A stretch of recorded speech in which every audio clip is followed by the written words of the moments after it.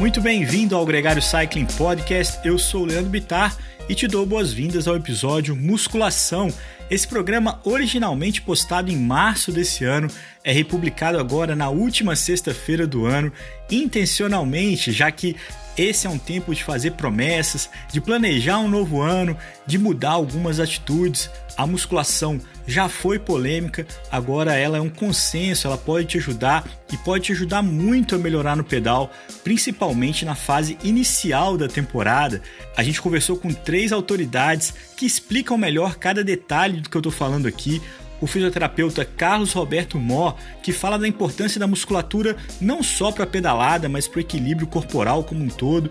A gente ouviu também o treinador Cadu Polazzo, da Seleção Brasileira de Mountain Bike, e com atletas de várias modalidades. Ele conta como trabalha com seus alunos no trabalho de academia como complemento na planilha de treino. A gente ouviu também o professor Felipe Carpes, um especialista, um estudioso da biomecânica, da neurociência. Ele explica pra gente os detalhes de uma pedalada perfeita. O episódio Musculação começa agora no Gregário Cycling.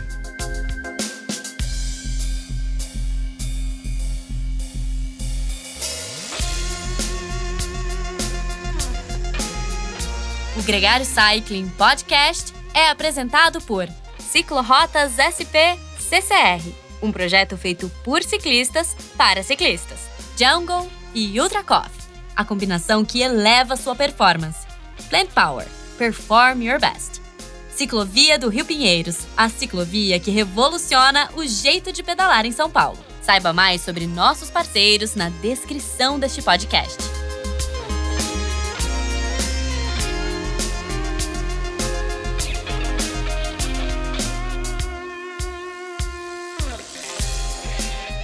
Mó, muito bem-vindo de volta no Gregário Cycling. É um prazer ter você aqui com a gente, dessa vez com o assunto principal, musculação. Olá, obrigado pessoal, obrigado novamente pelo convite. Espero que eu tenha assuntos aí, espero agregar aí nas informações para o pessoal aí da Gregário e todos os ouvintes da Gregário Cycling. Bom, com certeza, e eu que tenho alguns anos de vida, sou da época que fake news era lenda, né? Não tinha distribuição, então tinha as lendas que nasciam. E uma lenda de ciclista é que musculação e correr estraga as pernas de ciclista. O que isso tem de lenda e o que isso tem de verdade? Tem total lenda, né? Só lenda, para falar a verdade, porque a musculação, né, por si só, ela só tende a acrescentar e você melhorar a sua performance no ciclismo, né? Então, ela é muito bem-vinda para você desenvolver mais a sua pedalada. Então, a musculação, ela sempre veio para ajudar, né? Sempre auxiliar. Claro que nós vamos discutir daqui a pouco, mas tem os treinamentos ideais, os tipos de treino ideal de musculação, os tipos de exercício ideal de musculação, mas ela só veio para acrescentar nos esportes aeróbicos. Relacionado à corrida que você falou, né? A corrida ela é importante para o ciclismo, do ponto de vista de você mudar o estímulo do seu corpo, principalmente do ponto de vista postural, né? Porque você fica numa postura adaptativa, né? Uma pessoa que faz só o ciclismo por si só, ele fica naquela postura adaptativa, né? Vamos falar do jeito mais simples, aquela postura encurvada para frente, né? Aquela postura praticamente fetal, né? Parece um feto. Então, a corrida faz você expandir, né? Então, no mínimo isso, a corrida vai te ajudar. Claro que a ideia não é correr uma maratona, e sim fazer um estímulo leve para sair dessa posição, né, adaptativa que o ciclismo gera. Como um complemento. Exato. Um complemento. E aí, emendando, antes de passar a bola para o Leandro, quantas vezes, por exemplo, você falou, se eu tenho tão pouco tempo para treinar, vou sacrificar um pedal para ir para academia? Qual é a frequência mínima de academia semanal que pode fazer alguma diferença de estímulo? Mínimo, para fazer diferença de estímulo para o ciclismo é 2 vezes. 2 vezes na semana, tá? Isso é o mínimo que você pode ir para academia. Mó, mas eu acho que existe já, o Álvaro começou falando sobre as lendas, né? Existe já um consenso de que quando você pedala e pedala com frequência, você tem um estímulo do movimento, né? Ali você treina suas pernas e a musculação complementa e trabalha outras partes do seu corpo, principalmente costas, para poder dar uma sustentação a esse exercício. Quando você está falando de a musculação que pode melhorar o ciclismo. A gente está falando das duas coisas? Exatamente. Isso, por um tempo, vamos considerar aí uns 10 anos atrás, isso foi bem discutido, né? Se eu já pedalo, por que eu vou fazer musculação para a perna? Vamos ser bem específico, né? Pô, se eu já pedalo, por que eu vou usar mais a perna? Por que eu vou fazer musculação para a perna? Porque, para falar a verdade, na pedalada, você usa um tipo de fibra muscular, tá? Uma fibra muscular que você gera mais resistência, você gera mais oxigenação, né? Então, a fibra muscular é para isso. Só que você não consegue, no próprio ciclismo, por mais que hoje tem várias estratégias para isso, você não consegue gerar uma fibra muscular que tenha potência, que você ganhe tanta potência. E a musculação consegue acrescentar de uma maneira muito rápida essa potência, né, nessa fibra muscular do membro inferior, nesse ponto de vista específico de perna. Do ponto de vista do membro superior, é para você prevenir lesões.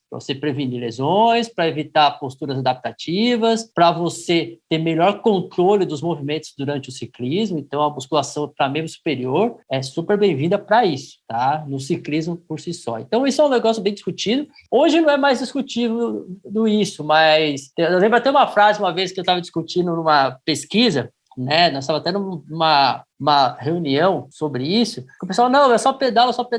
Aí o cara falou uma coisa, sim, você só pedala, mas com certeza, no final da montanha, na hora que você precisa dar aquela explodida para subir a montanha, quem é responsável por dar essa explodida é a força. E a força você ganha na musculação. Você não ganha na parte cíclica do pedal, né? Então, o treino de musculação é bem-vindo nisso. Até porque quando a gente está pedalando, a gente não tem a precisão de estímulo recorrente e exata que você tem quando você está numa máquina ou quando você está usando algum aparelho de resistência. Você pedala de um jeito, você faz uma força diferente, a bicicleta entorce, você desvia de um lado para o outro. Então, não é algo tão preciso para você gerar o estímulo dessa força. Exatamente. Para você gerar força no músculo, você tem que ajustar a angulação correta, a posição correta para você gerar. E nós sabemos que tem uma angulação certa para gerar uma força no músculo. Nós chamamos de torque, né? Que é o movimento rotatório de uma força. Porque quando nós falamos de qualquer força no corpo humano, como é uma força angular, né, é chamado de torque, né? Então, esse movimento angular, o melhor cenário para você fazer isso é numa musculação, que daí você consegue ajustar perfeitamente para você fazer aquele movimento e recrutar o máximo de energia daquele músculo, ou seja, o máximo de fibra muscular daquele músculo, tá? Esse cenário é o cenário ideal, tá? Esse é o melhor cenário. Recentemente teve uma conversa pós-pedal num café de que é um milagre que a gente seja razoavelmente perfeito e com corpo harmônico. E quando você vai para um fisioterapeuta, ou você faz até testes específicos de medir a força de cada músculo, descobre quão empenado cada um é e talvez o que o trabalho de fisioterapia e de musculação ajuda a ficar menos empenado e ajuda a não ter dores repetidas. Acho que é só no hiperlink aqui. Eu mesmo sinto, quando eu começo a parar de pedalar, começa a aparecer um monte de dor, tudo quanto é lado. E quando eu começo a voltar à atividade física, essas dores meio que se encaixam e desaparecem. Bom, isso é legal você falar sobre isso, porque o nosso corpo é assimétrico, tá? Nosso corpo é assimétrico, não tem jeito, pode bater o pé, um lado é diferente do outro, sim, é diferente do outro, tá? Com certeza, não tem jeito. Quando nós estamos praticando atividade física, o corpo desenvolve tem um desenvolvimento muscular. Por que eu estou batendo muito o pé na tecla do desenvolvimento muscular, tá, pessoal? Porque quem vai sustentar nós, no final das contas, é o músculo, tá? No final das contas, até o fim da nossa vida, quem sustenta nós é o músculo, porque 70% do nosso corpo é massa muscular. Então, é ele que vai sustentar nós, tá? Então, o desenvolvimento muscular, né? Quando você desenvolve a musculatura do corpo humano, ela estabiliza o sistema. Então, você para de ter essas dorzinhas porque ela estabilizou aquele sistema. Errado ou não, ela estabilizou o sistema, né? Então, quando você é assimétrico, nós chamamos de uma pessoa assimétrica, e você começa a praticar atividade física, você estabilizou o sistema. Tá certo isso? Depende, tá? Isso é muito engraçado. Isso é discutível na ciência até hoje, é discutível na fisioterapia até hoje, tá? A pessoa que tem sintoma e a pessoa que não tem sintoma e tem a mesma alteração mecânica, vamos dizer assim, ou seja, desalinhamento. Quem que nós corrige? A pessoa que tem dor ou que não tem dor? Né? Então, mesma coisa, mexer em casa de marimbondo. Né? Então, será que eu mexo em casa de marimbondo? A pessoa que não tem dor, aquela mecânica dela tá bem, será que eu devo mexer? Né? Isso é discutível até hoje, tá? E eu não sei essa resposta para você, eu não sei te dizer essa resposta, tá? A discussão é clínica hoje, a discussão clínica hoje é não mexe em pessoa que não tem dor. Fazendo uma pergunta extremamente de duplo sentido aqui, porque pode suspeitar que seja um interesse pessoal. Quem está muito tempo parado e quer voltar a pedalar, faz esse retorno com mais ênfase na musculação, até mesmo do que da bicicleta, porque vai ter todo esse descontrole que você estava falando agora, ou o trabalho específico, ele prioritariamente deve chegar primeiro? Como você falou de um esporte específico, que é o ciclismo, é a bike, você pode colocar 50-50, tá? Você pode fazer a musculação e fazer o ciclismo, eles consigam se equilibrar. Se você fala para mim assim, eu quero correr, aí eu vou falar para você assim, pode começar a fazer a musculação, depois de 2 meses de musculação, você vai começar a correr. Porque o ciclismo tem impacto. Impacto é uma ação muito agressiva para o corpo humano. Entendeu? Então, corrida, o ciclismo a corrida, entendeu? Então, o ciclismo não tem isso. Como o ciclismo não tem isso, você pode começar a trabalhar de imediato a praticar isso. Lógico, não vai querer fazer o etapa do Tour, né? Tipo, em uma semana, né? Que daí a dor de cabeça vai ser grande. Mó, o que o conhecimento da fisioterapia te transforma no melhor ciclista? Controle motor. Eu chamo uma palavra bem específica, tá? Que é o que eu mais estudo praticamente há uns 10, 12 anos, que é a velocidade das informações que o cérebro manda para o músculo. Esse é o segredo que nós temos no corpo humano, que é incrível, assim. Quanto mais você tiver mandar informação para o cérebro de maior velocidade para o grupo muscular, vou repetir, ser repetitivo, melhor você tende a evoluir muito mais rápido. E a fisioterapia é responsável por isso. Porque a fisioterapia tem recursos que nós conseguimos recrutar maior a quantidade, nós chamamos de nervinhos que vão para o músculo, que nós chamamos de unidades motoras, nós conseguimos recrutar mais, com correntes elétricas específicas, que os pacientes meus odeiam, com aqueles choques super fortes, né? Mas eu recruto tanto unidades motoras, tanto nervo, tanta informação do cérebro, que você consegue ter uma velocidade de contração dos músculos mais agressivas e muito mais rápida. Isso tende a acelerar o processo seu. Como eu fiz a brincadeira com alguém que está parado, mas como convencer o contrário? Quem é um ciclista disciplinado, que treina 5, às vezes até 6 vezes por semana e que está em excelente forma, né? Que a musculação vai ser importante para ele? A primeira coisa ele precisa de um psicólogo, né? Isso vai ser porque o maior desafio é entrar na mente dele e explicar para ele por A mais B o quão é importante, tá? Então esse é o desafio. Tá, mas como que se explica isso para um ciclista disso? Porque a preocupação de todo ciclista, vou ser honesto, eu fazer musculação e ganhar massa muscular. E eles acreditam que ganho de massa muscular é aumento de peso. E aumento de peso é perda de performance, que né, a relação peso-potência.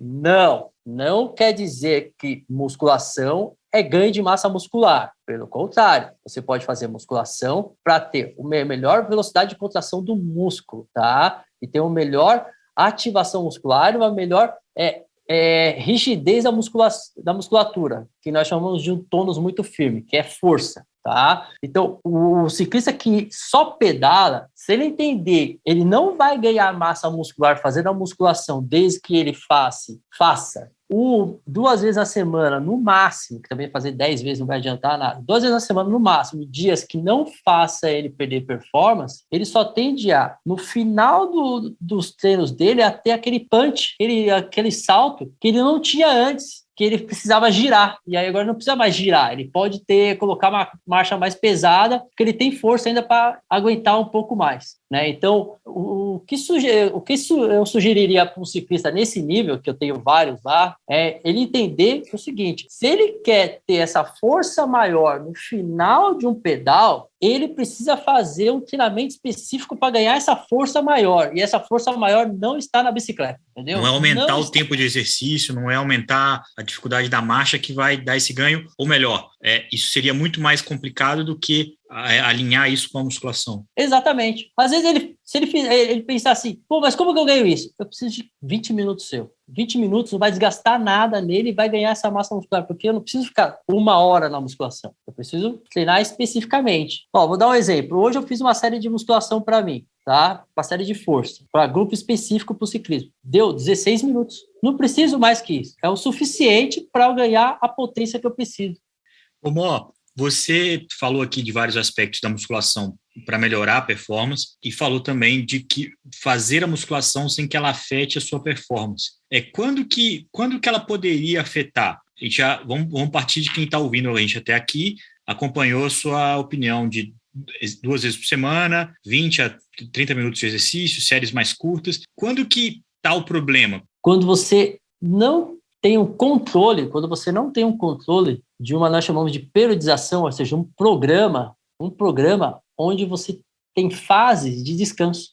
Ou seja, quando você não controla o descanso, que o descanso é fundamental em qualquer tipo de atividade física, ou qualquer tipo de treinamento. E a musculação não é diferente disso. A musculação, o corpo precisa de descanso. Então, você tem fases do treinamento que a musculação nós chamamos de ridícula, assim. Pô, tá sendo muito simples, sim, que é uma fase de descanso. Você só está mantendo um estímulo neurológico ou neurofisiológico, que nós chamamos, para ter o movimento da musculatura. Mas ela não está desenvolvendo nada, só está mandando sangue para aquela região. Tá? Então, essa periodização é fundamental durante todo o ciclo que a pessoa quer treinar. Se é de 6 meses, se é de 1 ano, se é 2 anos, isso tem que ser respeitado. Então, às vezes pode ser até semanal, pode ser até semanal. Às vezes a pessoa vem de um treino sábado, domingo muito forte. Eu quero treinar na segunda. Não. Você não vai treinar forte na segunda.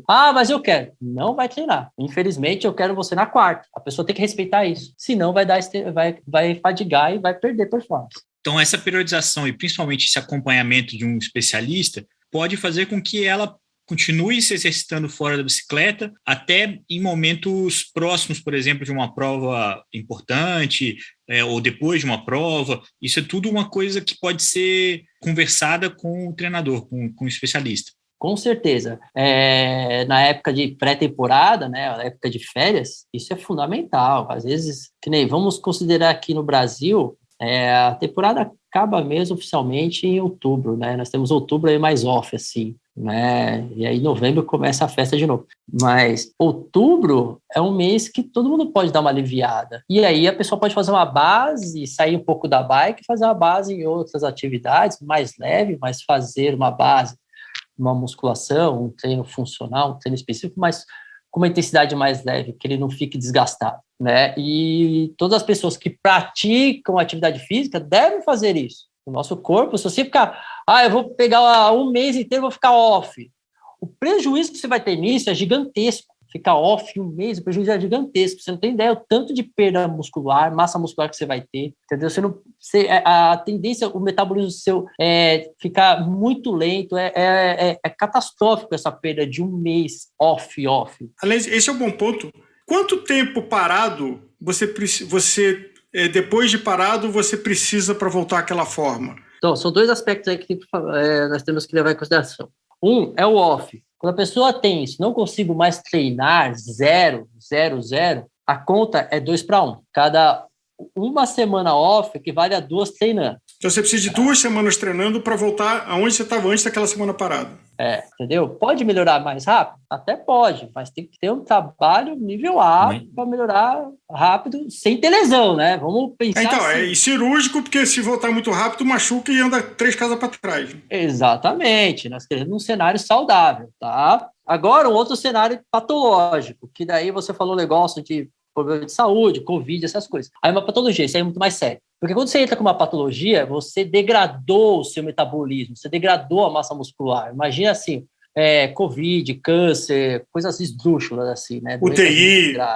UTI. Você imagina, tem uma substância no seu corpo que é uma infecção no seu corpo, uma inflamação severa, que ela vive de energia para ela continuar. E ela chupa essa energia da maior fonte de energia do corpo humano, que é o músculo. Então, o músculo é tipo dissolvido. Então, você perde massa muscular, assim, 30% em 1 semana. Isso é uma coisa agressiva, né? Então, essa pessoa A relação é 1:4, entendeu? É uma coisa assim assustadora. E ela tem que começar muito lento, porque é catastrófico se ela começar agressiva. Entendeu? Ela tem que, e a mente da pessoa tem que aceitar isso. Ela tem que aceitar. Ela tem que entender que ela vai poder chegar lá, mas ela tem que entender que para chegar lá é um passo de cada vez. Mó, o quanto aqueles instrumentos de você colocar e fazer estímulos de contração por eletricidade substituem ou complementam o ato de musculação?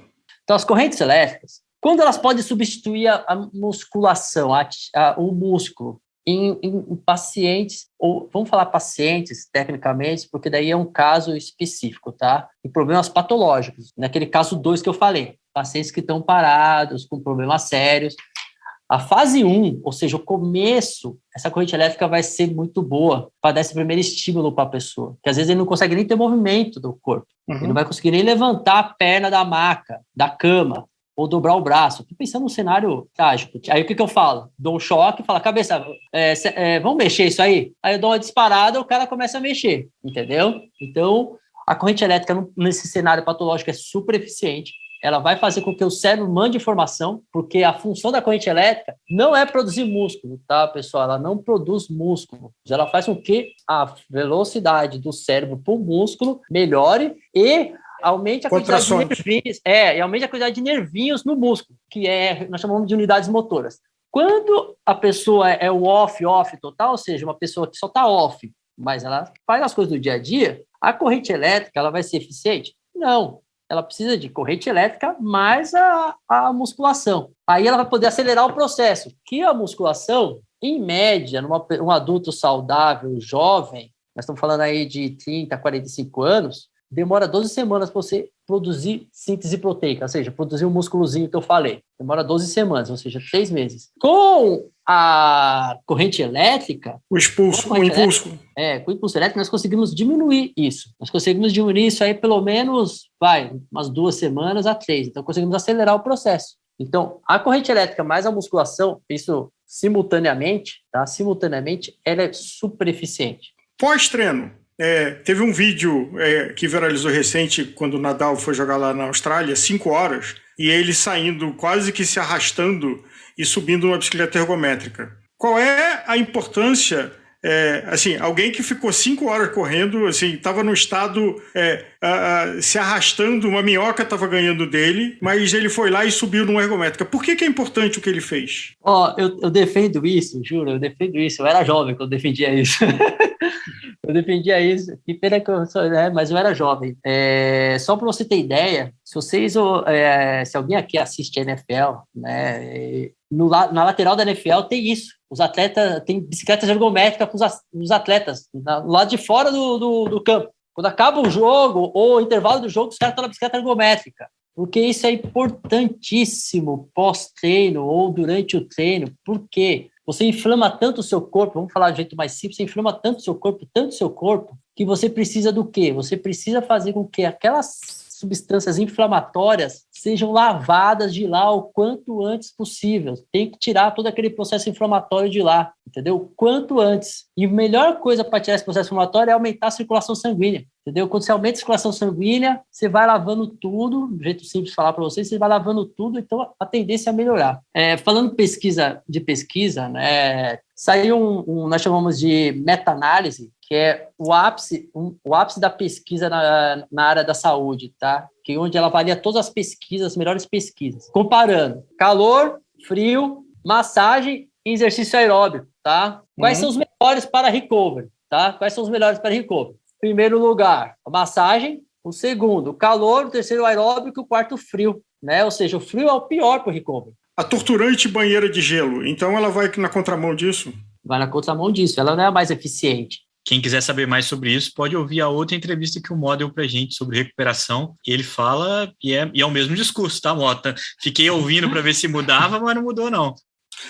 Na tua experiência na clínica, qual é o esporte que você agradece mais que exista, que gera mais paciente para você? Corrida!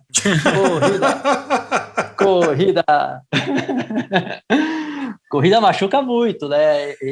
Tanto que, assim, eu defendo outra coisa na corrida e para falar a verdade, Hoje estão levemente mudando, né? Levemente mudando, mas eu defendo isso já há anos. Eu era jovem também, e o treino de volume de corrida, né? O ideal é fazer na bike, para você evitar aquele estresse agressivo que você tem do impacto. Você faz um treino específico, ok, pode fazer um treino específico a cada 20 dias, a cada 15 dias, mas se você quiser fazer volume toda semana, muda para bike. Peraí, mas explica melhor. Como é que você faz um treino de corrida na bike? Não, volume na bike. Então, o volume da corrida na bike. Preciso fazer 3 horas de corrida. Faz 5 de bike. Estímulo aeróbico. Porque a ideia é estímulo aeróbico, porque não é estímulo do impacto no chão, é estímulo aeróbico. O impacto no chão ele já corre 100 km por semana, 60 km por semana, então não precisa. O volume de corrida é só para fazer o aeróbico. Então faz na bike, gira na bike, entendeu? Faz giro na bike. Até pareceu, não sei se foi vocês que postaram, não sei quem postou, o senhorzinho lá no Jaraguá, que eu achei incrível. Ele subiu carregando a bicicleta, eu aplaudi em pé. Porque é isso. Ele falou assim, eu preciso treinar a subida, só que a descida machuca muito. Exato. Sobe correndo e desce pedalando. Esse Reels é campeão de audiência e a traquitana que ele inventou é brilhante. Dele subir rebocando a bicicleta, quem ainda não viu, vai lá no Reels da Gregário. É um ultra distância que ele criou um negócio que ele botou um negócio que ele sobe rebocando, correndo e rebocando a bicicleta com 2 rodinhas, chega lá em cima, recolhe as rodinhas, sobe em cima da bicicleta e desce pedalando. E para fazer intervalado no Jaraguá. Essa já é uma outra polêmica que vale um programa, né? Vamos colocar uma coisa de cada vez na cabeça dessa galera. Porque nós vamos dar uma andada aqui, vai longe agora.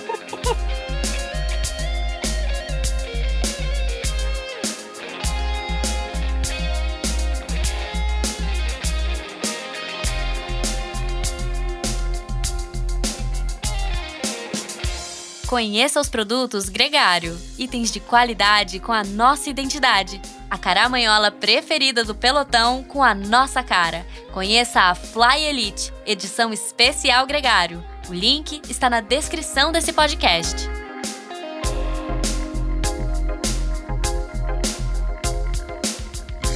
O papo com o Moss sempre vai longe, sempre uma simpatia, mas a conversa com ele deu uma pausa. A gente segue o episódio com o Cadu Polazzo, treinador da Seleção Brasileira de Mountain Bike. Ele fala como trabalha a musculação com seus ciclistas.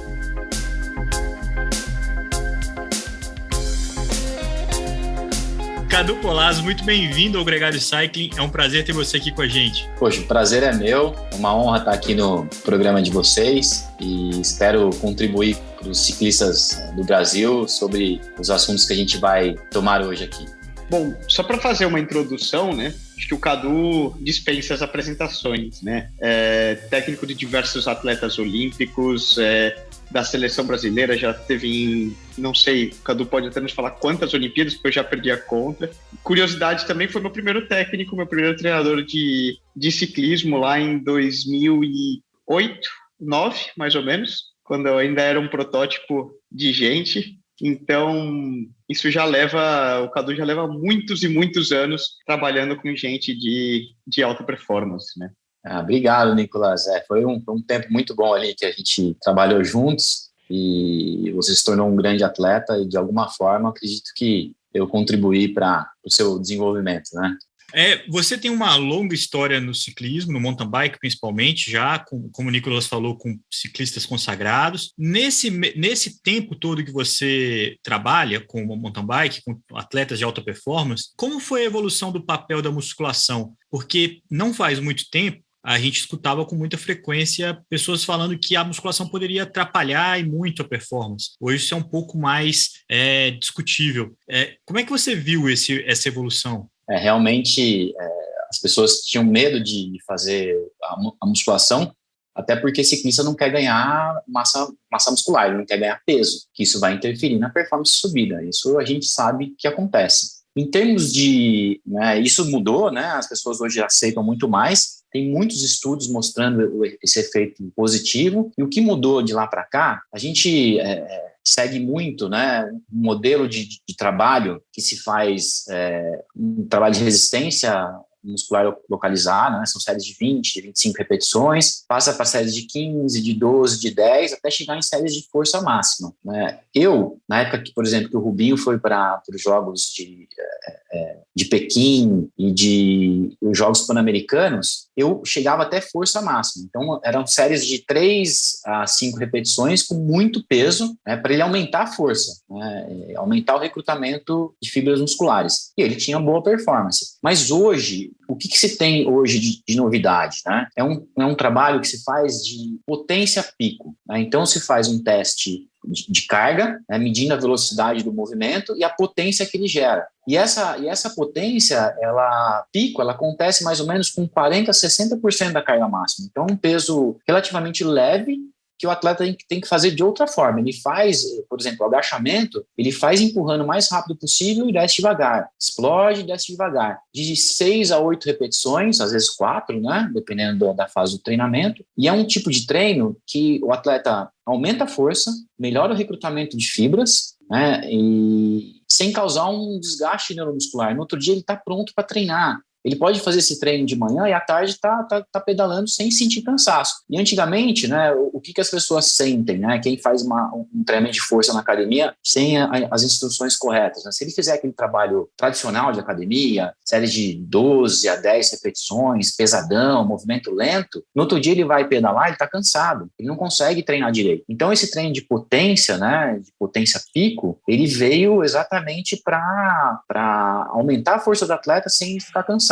Até um estudo recente, 2020, eles pegaram 2 grupos de ciclistas profissionais, né? Um grupo fez esse trabalho de potência pico da musculação, então eles encontravam a carga ótima, então cada atleta fez um teste, encontrou qual que é a carga que ele atinge a potência pico mesmo, porque a potência pico ela está longe da força, ela está entre a força máxima e a velocidade máxima de execução, então é um lugar ali da relação força-velocidade que atinge a maior potência. E o outro grupo fez treino de sprint, né? Ciclistas profissionais. Eles viram, né? Eles mediram 8 minutos contra o relógio, mediram testes fisiológicos, né, o limiar, ventilatório, o ponto de compensação respiratória. Eles viram que os atletas melhoraram a performance tanto nos 8 minutos máximos quanto nesses índices fisiológicos, né? Os 2 grupos, o grupo que treinou academia e o grupo que treinou sprint, né, mostrando que realmente o treinamento de força, quando feito da forma correta, melhora a performance. Então, é um estudo muito legal, né? E para quem não sabe o que é o limiar ventilatório 1, que eu disse agora, é uma potência que o atleta suporta por volta de 3 horas. Então, para quem faz provas de longa duração, né, se você aumentar a potência nesse índice, se você gerar,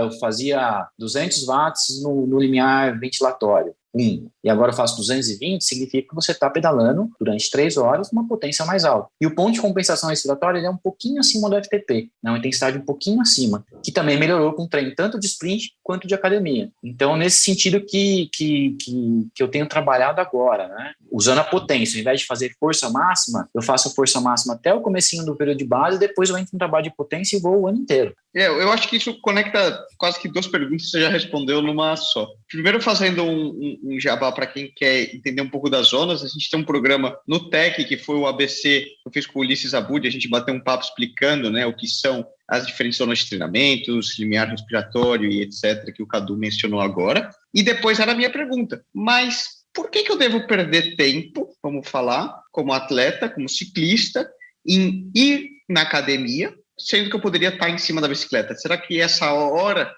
e meia que eu invisto em ir à academia não seria melhor utilizada fazendo um pedal, por exemplo? Tem vários estudos que mediram, por exemplo, tem um estudo interessante que ele usa um método de Ronestad. Ronestad é um pesquisador norueguês, né, e ele serviu de protocolo para vários estudos, né? Então, eu até separei aqui para a gente estar falando, né, por exemplo, tem um estudo feito com ciclistas mulheres, né? O que eles viram? Que o treinamento de força na academia melhorou a potência de 40 minutos contra relógio, melhorou a economia de movimento. Então, o que é economia de movimento? É você usar menos oxigênio para produzir uma potência. Então, a 200 watts eu usava 30 ml de oxigênio. Agora eu uso 28 ml de oxigênio para os mesmos 200 watts. Ou seja, você está mais econômico, vai sobrar mais energia para você no final de prova, você sustenta melhor. Outra coisa que o treinamento de força faz, ele melhora o seu fim de prova, né? Então, o seu meio e fim de prova, você fadiga menos, né? Você consegue chegar mais inteiro no final. Especialmente porque, imagina o seguinte, que mais ou menos no FTP, para quem não sabe, o FTP é uma intensidade que o atleta suporta de 30 minutos a 1 hora, dependendo do ciclista, né? Um especialista em contrarrelógio, ele vai suportar 1 hora, as pessoas normais de 30 a 40 minutos. Então, o que acontece? A força máxima, né? Qual o percentual da força máxima que você usa na intensidade do FTP? É por volta de 25% a 35%. Vamos colocar uma média de 30%. Se você aumenta a sua força, imagina que antes do treino de academia você está a 30% da sua força máxima. Você vai para a academia, vai aumentar a sua força. O que vai acontecer? No seu FTP, ao invés de você usar 30% da força máxima, você está usando 20% da sua força máxima. Ou seja, você está deixando o músculo descansar, entre aspas, está recrutando menos da sua força. Então, quando você chega no final da prova, você tem mais potência para terminar uma prova melhor. Então, a minha instrução é: vá para a academia, faça sprint junto com a academia, né? Esse primeiro estudo que eu falei, que ele faz um grupo que fez sprint e o grupo que fez treinamento de academia, no final ele fala assim: agora precisa fazer um estudo que junte os dois. E é o que a gente faz na prática, né? A gente faz isso na prática. Eu prescrevo os treinos de academia e também os treinos de sprints, né? Isso tem um resultado poderoso. E, Cadu, existe um grande tabu, e aí acho que até em atletas de alta performance, quantas vezes eu já sentei com diferentes fisiologistas e treinadores aqui na Europa, de equipes profissionais e etc. Quando realizar esse treino da academia, antes da bike e sair para pedalar logo na sequência, se você tem essa disponibilidade? Pedalar de manhãzinha, você vai na academia no final de tarde? Ou vice-versa, não colocar no mesmo dia? Qual a tua experiência com isso? Depende da sessão de treino. Eu já fiz, por exemplo, tem um tipo de treinamento que chama PPA, potencialização pós-ativação. O que é isso? O atleta vai lá, faz o agachamento, descansa e vai fazer o sprint. Logo depois. Então, qual é a ideia desse tipo de treinamento? É você ativar a musculatura e aumentar o seu sprint depois. Então, tem estudos que mostram exatamente que você melhora o seu sprint. Então, na minha programação de treinamento, o que eu faço? Eu faço primeiro treinamento de força, no período transitório, começo da base, entro com sprint, mantenho a academia com potência e depois entro no PPA. Tá? Então, daria para fazer o treino de academia e já sprintar depois. Tem sessões, por exemplo, que eu peço para o atleta fazer academia de manhã e fazer um giro à tarde. Né? Então, e tem vezes que eu falo para ele treinar de manhã bike e academia à noite. Tudo depende do tipo de sessão que você vai fazer, do tempo de recuperação de uma sessão para outra. Então, isso não é uma regra, né? O treinador ele pode definir qual é o melhor momento de acordo com a dinâmica das cargas, né? Quando cada sessão vai ter o efeito sobre a outra, né? Esse treino de potência, ele é incrível, os atletas não sentem nada de fadiga, é muito bom. Cadu, falando em muito bom, uma grande resistência, e principalmente com amadores, que são pessoas menos disciplinadas e com menos disponibilidade de tempo, é uma motivação para ir para a academia, para fazer um trabalho específico de força. Você que trabalhou décadas com atletas de elite de nível mundial competitivo, que dica você daria, fora dos argumentos racionais, de que alguém se motive a, de fato, colocar a academia na sua rotina de treino semanal? Bom, você vai melhorar a performance, isso é fato, você vai evitar lesões, né? Então tem muitas lesões que o ciclismo é difícil você ter lesões, você tem que pedalar muito, né? Ou ter alguma questão óssea ali envolvida, algum problema de desequilíbrio muscular que vai te dar lesão, mas de qualquer forma é importante para prevenir, né? É difícil de dar lesão, mas pode dar. Então esse é um ponto, melhorar a performance. E claro, né, por exemplo, um atleta de mountain bike, né, ele precisa ter força nos braços. Ele está pilotando numa trilha difícil, né? Ele tem que segurar a bicicleta. Então, quando você vai sprintar, você usa o corpo inteiro para sprintar, né? Então, você tem que estar com um tronco estabilizado, toda a musculatura preparada, né? E musculação faz parte da vida, né? Ela tem que fazer parte da sua vida como atleta, como pessoa. Dependendo se você é atleta ou não, né? O treinamento de força ele é importante para a vida, né? Por exemplo, uma pessoa... quando a gente passa ali dos 40 anos, por exemplo, ainda mais quando a gente vai ficando mais velho, a gente vai perdendo força, né? E se você faz a musculação, a perda de força é cada vez menor. tem estudos também que mostram uma melhora da densidade óssea, né? Para você evitar a osteoporose, o treinamento de força é importante. Então, para a saúde, para evitar lesão, para melhorar a performance, então eu acho que tem que tirar essa ideia de que a academia é chato, ir lá e treinar, e quando a gente começa a treinar alguma coisa, quanto mais a gente faz, mais a gente tem vontade de fazer. Se você ficar no sofá deitado, você vai querer ficar cada vez mais no sofá deitado. Agora, se você for na academia sempre, você vai gostar de fazer. É isso que eu defendo. Você usou o termo neuromuscular. O quanto de usar o trabalho de força e de musculação, ele tem um papel de estímulo neurológico e tem um papel de estímulo do músculo. E de trabalhar o músculo e fortalecer o músculo. Essa ligação neuromuscular, olha que interessante, né? A gente tem 2 pontos importantes nessa questão. A gente tem um controle intermuscular. Então, quando você aplica força no quadríceps, quando você vai empurrar o pedal, a parte de trás da coxa tem que relaxar, senão fica uma briga, um empurrando e o outro puxando. Então, o treinamento de força ele vai ajudar nisso.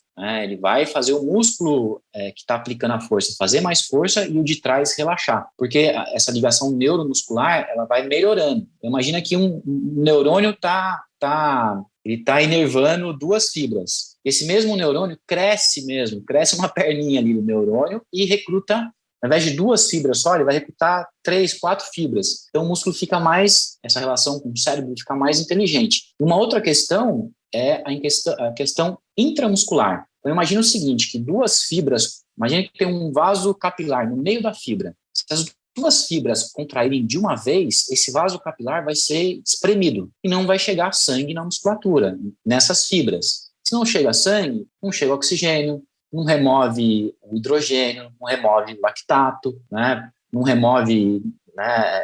Não faz a contração muscular acontecer, né, de forma eficiente. Então, o fato de uma adaptação neural acontecer, ao invés das 2 fibras contraírem ao mesmo tempo, uma fibra relaxa e a outra contrai, e aí o fluxo sanguíneo passa. Então, isso promove um melhor funcionamento do músculo. Então, tanto dentro do músculo quanto entre os músculos, a adaptação neuromuscular acontece. Apesar, eu falei do lactato, né, é importante entender que o lactato é bom, tá, pessoal? O lactato não é o vilão, tá? O lactato, ele, quando ele sai da célula, ele carrega o hidrogênio, diminui a acidose dentro do músculo. Então, ele é positivo, né? O lactato é uma coisa boa para o músculo, na verdade.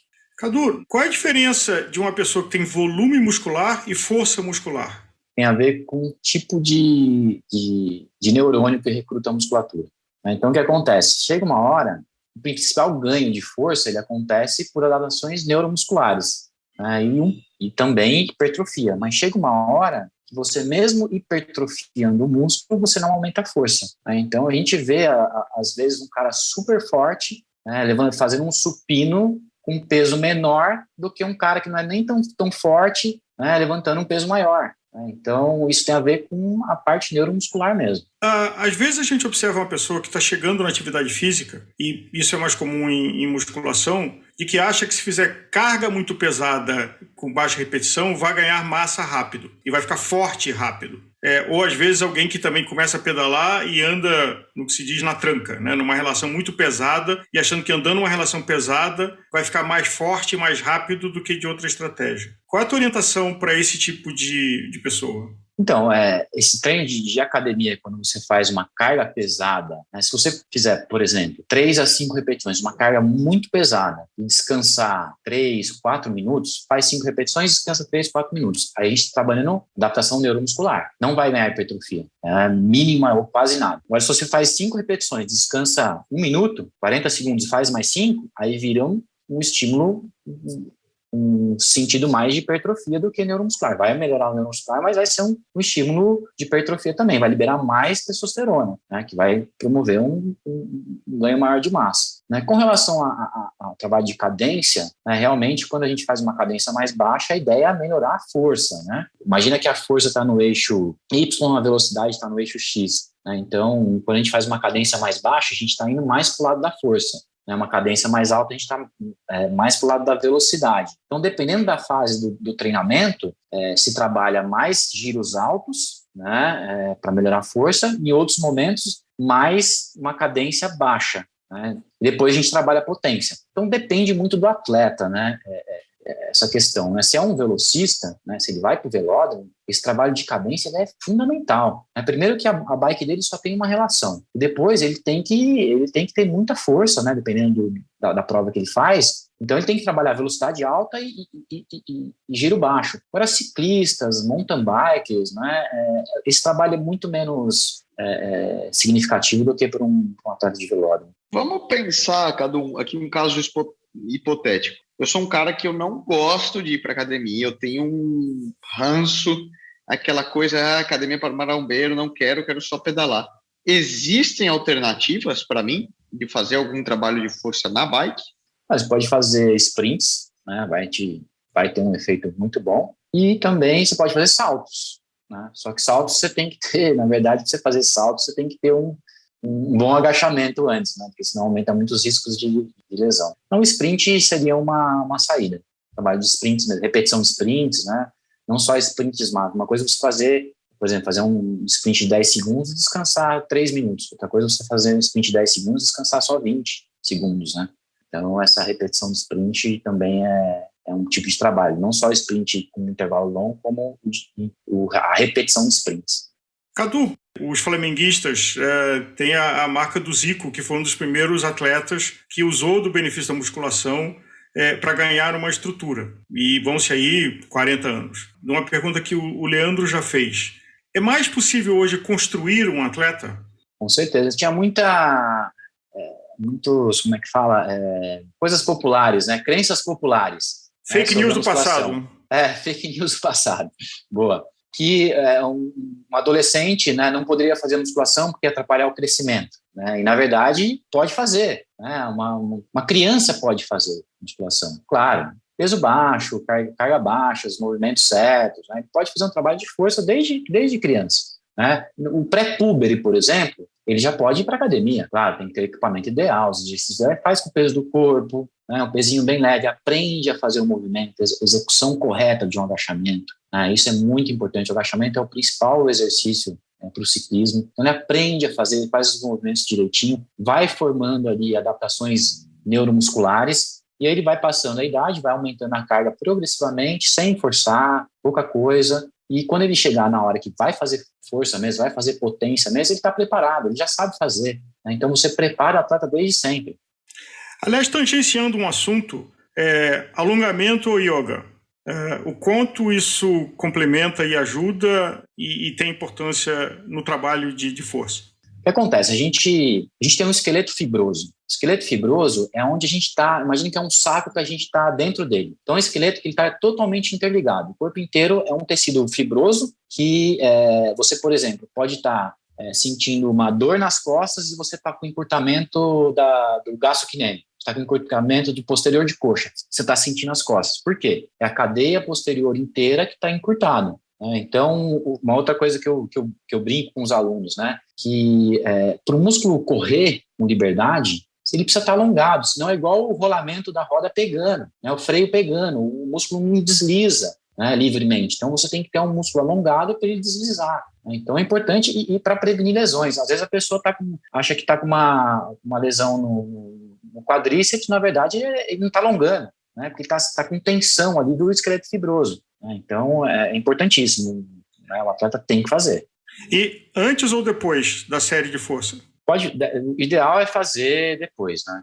Você pode fazer um alongamento ali para dar uma aquecida, mas o ideal é fazer depois. Se faz um alongamento muito pesado mesmo, né? Uma série de flexibilidade, pode influenciar aí na produção de força. Cadu, muito obrigado pela sua participação aqui com a gente no Gregário Cycling. A gente já tem uma aula e tanto aqui, mas o mais importante eu acho que é a mensagem que é preciso se libertar de alguns preconceitos que algumas pessoas mantêm no ciclismo, ficar esperto e olhar o que pode complementar, o que pode realmente influenciar na sua evolução na bicicleta. Acho que a musculação merece esse espaço, né? Com certeza, pessoal, vai para academia. Quem não está fazendo, corre para lá agora e já vai fazer a matrícula.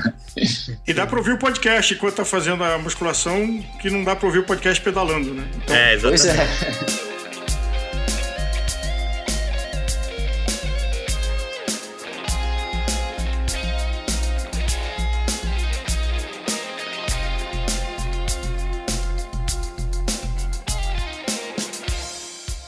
Você acabou de ouvir o Cadu Polazzo aqui na Gregário Cycling, mas o episódio de musculação ainda não terminou. Agora é a hora do professor Felipe Carpes. Ele dá uma aula sobre a pedalada perfeita. Se liga!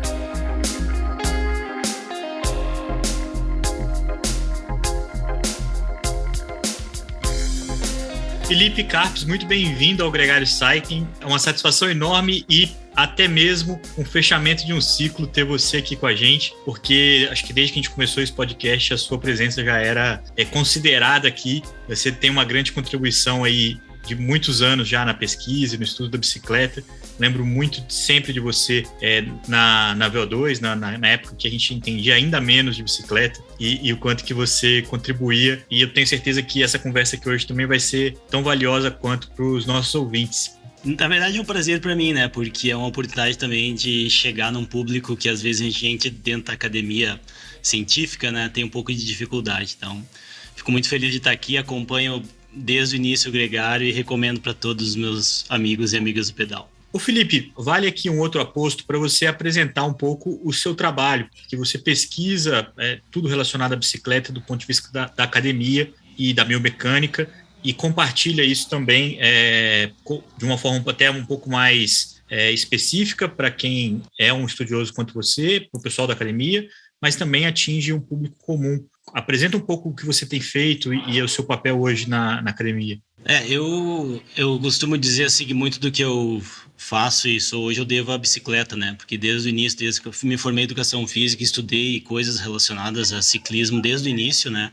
Fiz muitos amigos estudando ciclismo, amigos acadêmicos e amigos de bicicleta também, né? E ao longo dos anos eu vim tentando compreender alguns aspectos da pedalada, né? Enquanto movimento esportivo, enquanto estratégia de reabilitação, dentro da fisioterapia também.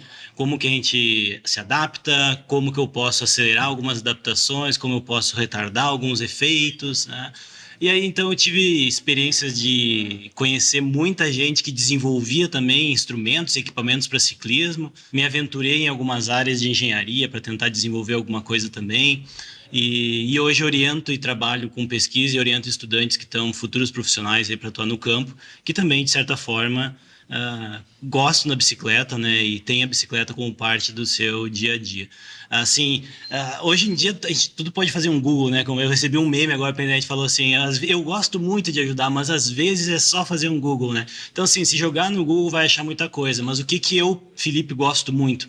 Eu gosto de tentar entender como que o nosso cérebro controla o movimento de pedalada. É isso que eu gosto de tentar compreender um pouco melhor.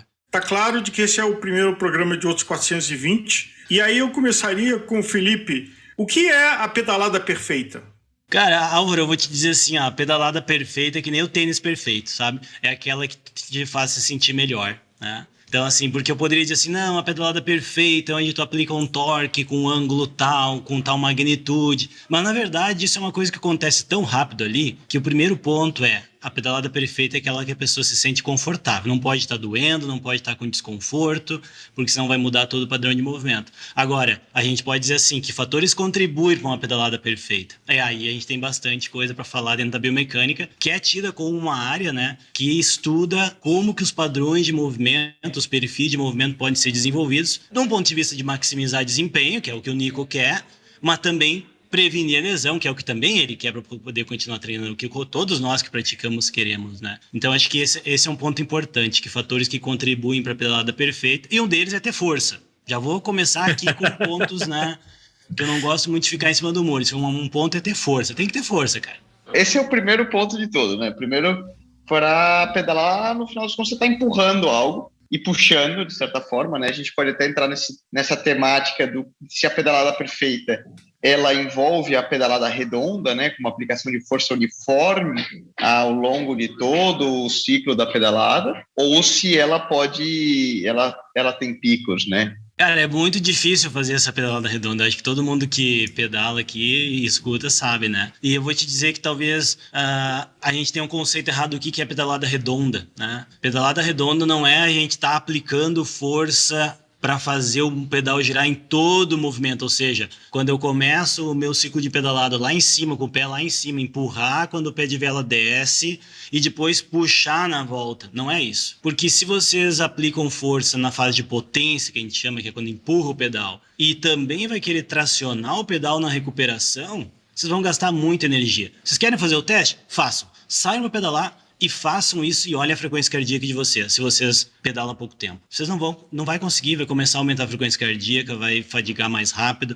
Por quê? Porque tu começou a recrutar músculos que não precisam estar trabalhando daquele jeito. O que a gente tem que entender como pedalada perfeita é não trabalhar contra o movimento. Então, quando eu aplico força na propulsão e depois na recuperação, os meus músculos têm que trabalhar de maneira coordenada para que minha perna não pese, vamos dizer assim, né? Para que eu consiga fazer aquele pedal da perna esquerda, enquanto a perna direita está empurrando na descida, consiga subir de maneira suave, sem ter que fazer força para levantar a outra perna também. E é aí que entra o mistério, né? Porque é muito difícil de fazer isso. Uma dica também, né? Exercício. Eu vou dar mais uma dicasinha de exercício para vocês observarem isso na pedalada. Quem está acostumado a pedalar de sapatilha, não, eu só pedalo de sapatilha. Sai um dia e pedala de tênis sem usar sapatilha e me contem o que acontece com o pé de vocês no pedal na fase de recuperação. Se ele ficar pesando, tem que melhorar essa técnica. Se vocês sentirem que o pé flutua, vocês estão de parabéns. Aliás, só emendando, falando em empurrar e puxar, o que é menos difícil do ponto de vista neurológico? É você puxar na recuperação ou você relaxar na recuperação para você não atrapalhar a perna que está empurrando? O mais difícil é relaxar, né? Porque quando a gente executa um movimento muito rápido, claro que a pedalada é um movimento voluntário, mas a gente tem que entender que mesmo um movimento voluntário, ele leva tempo, desde a execução do impulso neural lá no nosso cérebro, ou se for, no caso, uma comunidade neuronal mais baixa, até chegar no músculo. Isso leva tempo, são milissegundos, mas a gente pedalando a 110 RPM, tudo acontece muito rápido. Então, relaxar é muito difícil porque nós temos ações que acontecem de maneira, eu vou colocar entre aspas aqui o involuntária, né? Porque não são reflexos, para quem conhece sobre isso e está nos escutando, não é reflexo, mas são controles rápidos que acontecem por órgãos que nós chamamos mecanoceptores, que existem nos músculos, tendões, ligamentos, e que quando são estirados ou comprimidos, eles respondem. Então, fazer eles parar de funcionar é muito difícil. Então, vai ser muito difícil fazer a musculatura relaxar totalmente numa das fases da pedalada. Felipe, na busca dessa pedalada perfeita e na melhora da execução e acionamento muscular, as tais das coroas ovais, né? A gente lembra do Chris Froome usando isso aí. Eu sei que existiram muitos grupos de estudo em cima delas, né? Você tem diferentes formatos, diferentes teorias e etc. Qual a opinião do corpo científico por trás hoje sobre as coroas ovais? A coroa oval, gente, assim, eu vou ser bem sincero para vocês. Se ela for feita para vocês, com base em uma avaliação biomecânica específica para você, que nem foi a do Chris Froome, pode funcionar, pode funcionar. Agora, uma mesma coroa que a gente compra e todo mundo usa a mesma, ela vai mudar um pouco o estímulo, mas ela não tem evidência de que melhora o rendimento. Eu sei. Mas eu quando coloco me sinto confortável, parece que minha cadência sobe. Sim, ela sobe, ela muda um pouquinho a forma como tu aplica força, consegue subir um pouquinho a cadência para quem tem, né, esse objetivo. Agora, o desempenho não é só isso, né? O desempenho conjunto todo, não. Então é que nem um bike fit. O bike fit é da pessoa. Não adianta eu pegar a bicicleta do Leandro, porque a gente tem mais ou menos a mesma estatura, e pensar que vai ficar boa para mim, porque às vezes não vai. Então a coroa oval é assim. Tanto que teve muito esforço disso na comunidade científica de achar uma forma, né? De generalizar, e não se conseguiu até agora. Pode ser que mude, né? Mas até agora, só se ela for personalizada. Só uma nota de pé de página, né? A tese da coroa oval é de que tem um buraco na pedalada de cada um e que na hora que você, em vez de ter um círculo, você tem uma forma ovalada, neste buraco ele deixa de existir. Mas aí quando você fala de customizar, é de que esse buraco da pedalada varia de pessoa para pessoa. Então, o desenho de padrão do que seria o buraco não é one size fits all. Exatamente. E aí talvez alguém diga assim, nossa, mas isso deve ser 2, 3 graus. Eu falei, bom, nós temos que decidir. Nós vamos trabalhar com os detalhes pequenos ou não, né? Porque se a gente não vai trabalhar, beleza. Agora, se a gente vai trabalhar com os detalhes pequenos, a pedalada é uma impressão digital. Se a gente olhar uma curva de força que nós medíamos antigamente nos pedais de força no laboratório, cada pessoa tem praticamente a sua. São parecidas? São, mas são diferentes. E falando em são diferentes, tamanho de pé de vela. Qual a tua experiência sobre a diferença que faz você usar um 7.0, 7.2,5, 7.5, um 8.0? Claro que pode ser que alguém mude o pé de vela, como o Leandro sugeriu, né?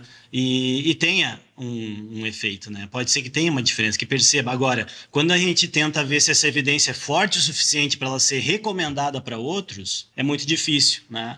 Eu lembro que há uns anos atrás a gente fez algum estudo de levantamento da literatura e viu que quando a gente olha parâmetros que são mais importantes para a produção de desempenho, como potência, como cadência, algo desse tipo, não tem diferença significativa entre um comprimento e outro. O que eu li mais recentemente, que eu escrevi um texto um tempo atrás sobre isso e estava me atualizando, é que já avançou um pouquinho de entender que tem que ter um mínimo de diferença. Então, assim, às vezes um 7.2 para um 7.3 para um 7.4 é pouca diferença. Agora, quando a gente pega um pé de vela muito mais curto ou muito mais longo, como é o caso de uma prova de contrarrelógio, por exemplo, que é alguém que consegue empurrar muito forte o pedal, ele vai usar um pé de vela e vai se beneficiar.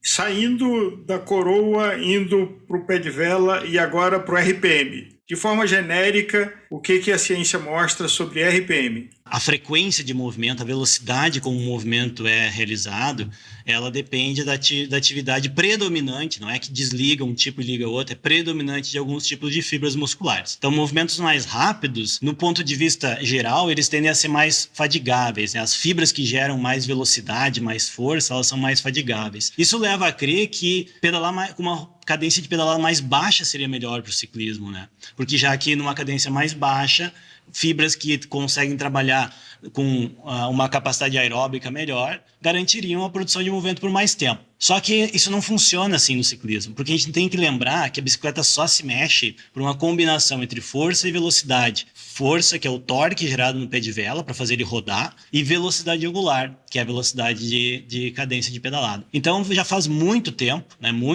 que nós sabemos que ciclistas preferem altas cadências. O que é uma alta cadência? É uma cadência próxima de 90 RPM. Né? Então até no Strava saiu uma estatística um tempo atrás mostrando, né, não sei de quantas pessoas, mas imagino de vários usuários, que a cadência preferida era 86 RPMs, né?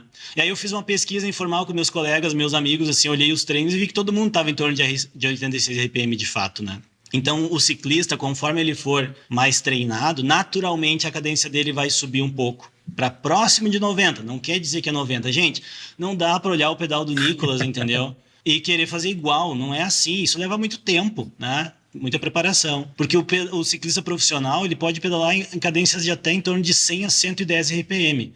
Mas se eu sair dos meus 88 RPMs, que é mais ou menos o preferido meu, e pular para 102, 105, vai ser muito cansativo esse pedal, porque isso envolve também uma capacidade cardiovascular aumentada. Então isso os treinadores e treinadoras geralmente comentam com os seus atletas, né? Olha, nós vamos fazer um treino para tentar melhorar a tua cadência, porque isso é bom para produção de potência. Se tu enfrentar uma subida com uma cadência um pouquinho mais alta, tu consegue se sair um pouco melhor, só que isso é um processo que leva tempo, né? Então tem que ir treinando de maneira gradual. De vez em quando viraliza na internet aquelas pessoas em rolo que parece que a perna vai sair voando. O que da observação científica mostrou que seria um limite de RPM que um ser humano consegue rodar? Eu não vou te dizer assim qual é o máximo, porque eu realmente não sei. Eu sei que na fibra muscular, as estruturas que estão envolvidas em fazer movimentos rápidos, elas conseguem fazer até 300 vezes por segundo. Mas certamente, né, não é 300 vezes por segundo que a gente consegue combinar numa pedalada. Agora, vamos pensar o ciclismo prático, num sprint, por exemplo. Né? A gente vai ver os sujeitos chegando a 120, 130 RPM muitas vezes, né? Mas isso não vai se conseguir manter por muito tempo. Porque para mim conseguir manter uma cadência muito alta, tem que ter uma carga de resistência. Se eu não tiver a carga de resistência, muitas vezes eu me perco. É como se eu estivesse pedalando meio que no vazio, né? E aí descompensa todo o sistema de estabilidade em cima da bike. Ô Felipe, esse é o gancho para a gente começar a falar do tema do programa, que é a musculação. É onde você se encontra com as outras pessoas que a gente entrevistou nesse episódio. Porque para trabalhar esse processo, tanto de cadências mais altas ou mesmo cadências mais baixas, você tem um trabalho muscular que pode ser feito dentro ou fora da bicicleta. Como é que vocês estudam isso? Existe já um protocolo ou um consenso em relação ao trabalho fora da bicicleta para o ganho muscular específico da pedalada? A primeira coisa que a gente sempre tem que pensar quando vai treinar, quando vai preparar alguém, é qual é a demanda final necessária. Então, o que o ciclismo exige, né? Bom, ele exige força. Falei no início, né? Tem que ter força. Vai precisar de fazer força, né? Treinar, sempre é melhor treinar o mais específico possível, certo? Então, assim, se eu jogo futebol, eu não vou treinar handebol. Se eu pratico ciclismo, eu não vou treinar natação. Tá? Mas como assim, Felipe? Tá? Por um motivo simples, gente. Eu falo para o público, não os ciclistas profissionais, o ciclista amador e o entusiasta. E esse cara não tem tempo de fazer outra coisa. Então, aí tem um problema. Se o teu aluno, se o teu atleta não tem tempo, vai ter que ser só na bike. Daí vai exigir um pouquinho de planejamento mais a fundo. Se ele tem um pouquinho de tempo, vale a pena sim treinar fora da bike. Agora, aí a questão é o que eu treino, né? Eu sempre gosto de dar o exemplo do Pilates. O Pilates, acho que a maioria que está nos ouvindo aqui já ouviu falar ou sabe o que é, mas é uma atividade que envolve duas valências físicas bem importantes. E mobilidade articular. Tem vários estudos mostrando já que o Pilates é bom para corredores, por exemplo. Eu não lembro de nenhum com ciclista, mas certamente daqui a pouco vai ter. Por quê? Porque as evidências mostram já há muitos anos que o treino de força, fora da bicicleta no caso, né, ele favorece, por exemplo, a economia de movimento, que é muito importante para o ciclista de endurance, né, então ele vai gastar menos energia para produzir aquela mesma quantidade de desempenho. Tem outros estudos mostrando que os ganhos acontecem tanto para homens quanto para as mulheres, porque algumas adaptações são sexo dependentes, mas nesse caso não é, né? E o fato também de que os benefícios de tu adicionar um treino fora da bicicleta que vise força, que é o que eu estou dando enfoque hoje aqui com vocês, ele não precisa ser feito durante toda a temporada. Tem alguns estudos que mostram que um período de estímulo de treino de força, ele pode persistir por meses, né? O que é muito bom no caso do Nicolas, por exemplo, que tem que viajar, e outros atletas brasileiros e estrangeiros, né, que não conseguem carregar uma estrutura de treino o tempo inteiro junto e podem valorizar uma época do ano para fazer isso. Tendo isso em vista, Felipe, na hora de optar pelos exercícios da academia, quais seriam os exercícios ideais para uma transferência posterior ao pedal? A primeira coisa, gente, a avaliação. Quem te prescreve o treino ou quem te acompanha na fisioterapia, assim como um nutricionista, assim como um psicólogo, assim como um médico, precisa te avaliar. Então, é só a partir de uma avaliação que vai ser possível dizer o que você precisa. Ok, dito isso, eu vou responder de maneira genérica o comentário do Nicolas, porque quais exercícios eu vou escolher? Aqueles que mais se aproximarem do que eu preciso da bicicleta, pensando em membro inferior, tá? Pensando em membro inferior. Então, o que eu preciso na bicicleta? Eu preciso estender o meu joelho, fazer um movimento como se fosse de chute, né? Eu preciso estender o meu quadril, ou seja, eu preciso fazer um negócio que é parecido como levantar de uma cadeira, né? Porque eu estou sentado e quando eu empurro o chão, eu levanto. E quando eu estou na bicicleta, eu estou sentado no selim, na maioria das vezes, né? E eu empurro o pedal e me desloco. Eu não levanto, porque nós não aplicamos tanta força quanto aplicamos para caminhar ou para correr, por exemplo. Mas começa por aí, entendeu? Então é dali que a gente vai começar a escolher quais exercícios vai fazer. Tem coisas interessantes como usar exercícios multiarticulares, né? Que combinam, por exemplo, quadril, joelho e tornozelo trabalhando juntos, né? Só que pode ser que o teu atleta, a tua atleta, não consiga fazer isso. Pode ser que ele seja iniciante. Então eu vou dizer assim, olha, tu tem que fazer agachamento. Vai lá para a academia fazer agachamento. A pessoa chega na academia e não consegue fazer, porque ela não está preparada ainda, né? Você usar as costas, né, a musculatura das costas, glúteo e posterior de perna de forma coordenada, faz diferença? E faz diferença treinar isso e educar isso? Muita, né? Muita diferença faz. Só que aí tem um aspecto importante, né? Porque pensando numa segmentação mais rústica, né? De membros inferiores, tronco e membros superiores para o nosso ciclista, para a nossa ciclista, os membros inferiores eles estão trabalhando de maneira, vamos colocar entre aspas aqui, dinâmica, ou seja, né, eles estão contraindo e relaxando e gerando movimento nas articulações. Ao passo que a musculatura das costas, por exemplo, e para o pessoal se localizar ainda mais, né, o core, como se fala muito, né, que é a região lumbopélvica, né, abdômen, lombar, um pouquinho da pelve, a gente precisa desses músculos atuando muitas vezes de maneira que nós chamamos de isometria, né? Então ele está contraindo, mas ele não está gerando tanto movimento. E aí o treino vai ser diferente, né, gente? Quando eu vou treinar essa musculatura que trabalha mais nessa condição de não gerar tanto movimento, mas estabilizar, vai ser um estímulo de treino diferente fora da bicicleta para aquela musculatura que vai realmente gerar movimento enquanto está sendo recrutado. Existe um preconceito, existe uma dificuldade de muita gente que já pedala aceitar os exercícios de musculação muito baseados no impacto que ele pode afetar na performance. Eu imagino que você que tenha algum fundamento esse tipo de preocupação. Existe esse estudo já?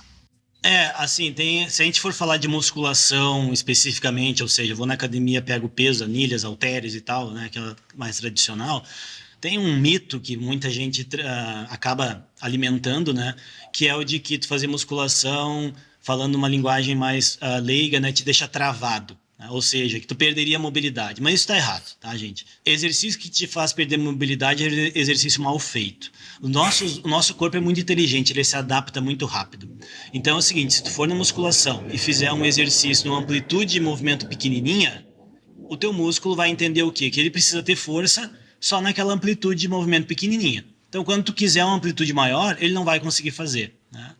Então, muitas vezes é isso que faz com que a pessoa tenha essa sensação de que causa encurtamento muscular e algo assim. Aí que entra uma crítica que eu vou aproveitar o programa de vocês para introduzir, né, na minha profissão de base de educação física, que a gente precisa, não dá para ter espaço sem professor de educação física, eles têm que estar lá orientando, entendeu? Porque as pessoas estão se machucando por não saber fazer, simplesmente por isso.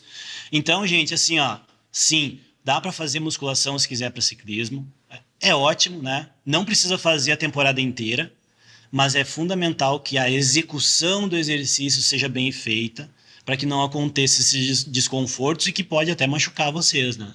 E a nossa ouvinte ou nosso ouvinte, e assim, estamos aqui, dicas de conversa de pelote, como melhorar a sua pedalada?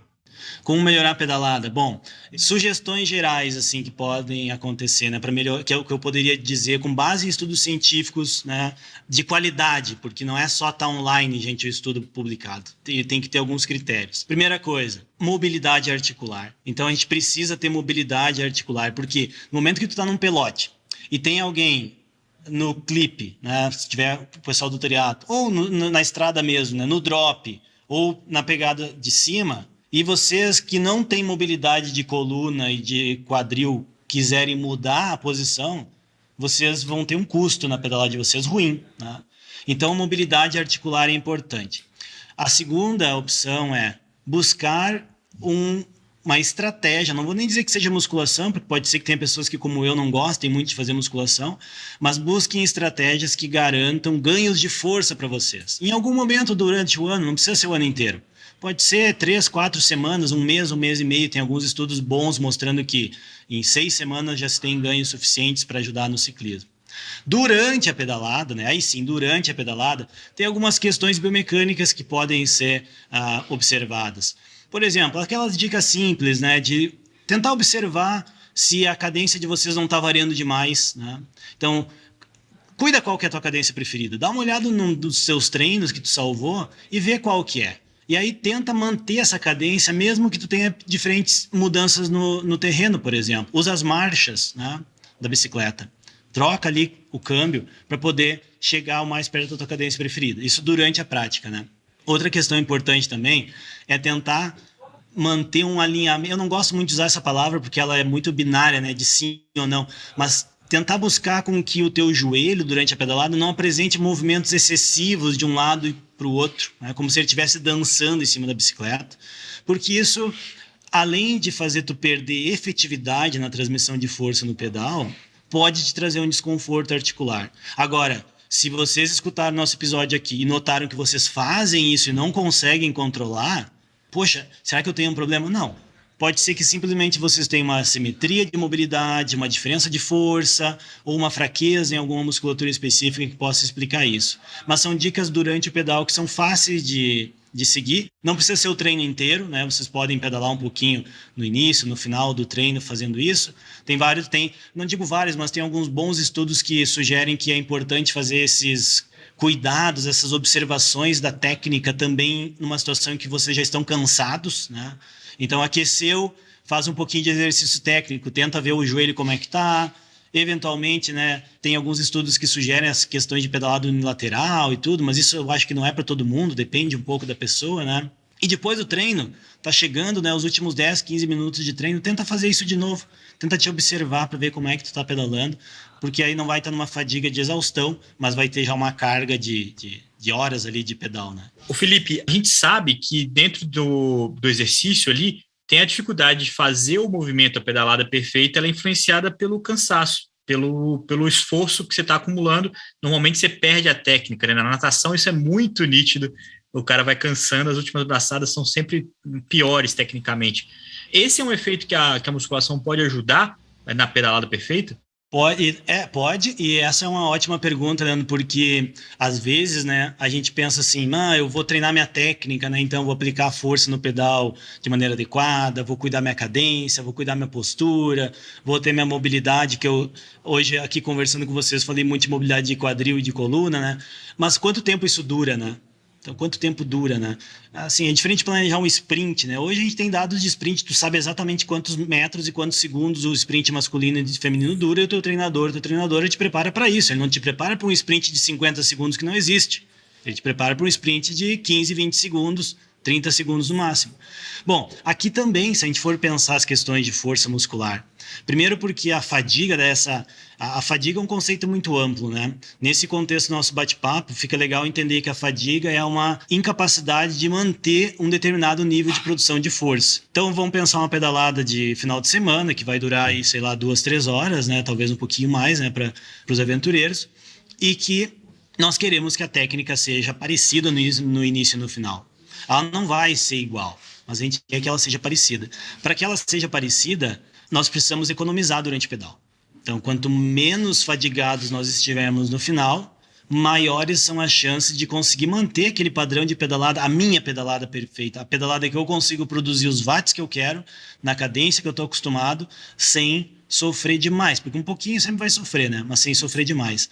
E aí sim, gente, o treino para ganhar força muscular, que pode ser a musculação, tem um efeito muito positivo, inclusive com estudos com modelos de 2 horas de duração, mostrando que quando a pessoa foi treinada, né, para ganhar força antes, ela consegue, durante pedais de até mais de 2 horas, ainda assim manter os indicadores satisfatórios, digamos assim, de capacidade de produção de movimento. Não tem estudos com a técnica de pedalado com uma avaliação de tanto tempo, que é difícil colocar no laboratório a pessoa pedalando 3 horas para avaliar as forças no pedal depois, mas a gente pode estimar que se os níveis de força, produção de potência e velocidade se são preservados, possivelmente a técnica dessas pessoas vai estar bem também.